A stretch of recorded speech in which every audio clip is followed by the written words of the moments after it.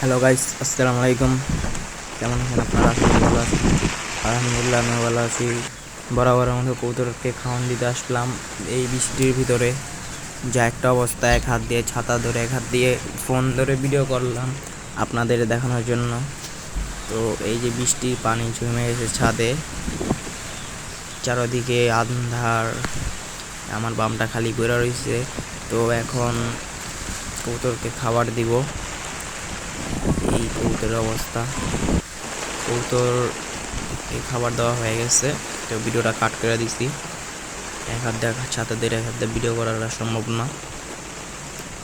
এই যে কবুতর খাচ্ছে দেখেন।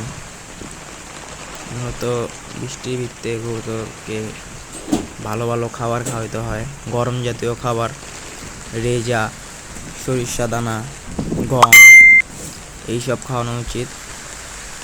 তো আপনারা সবাই কবুতরকে ভালো ভালো খাবার দিবেন, গরম গরম খাবার বৃষ্টির ভিতরে।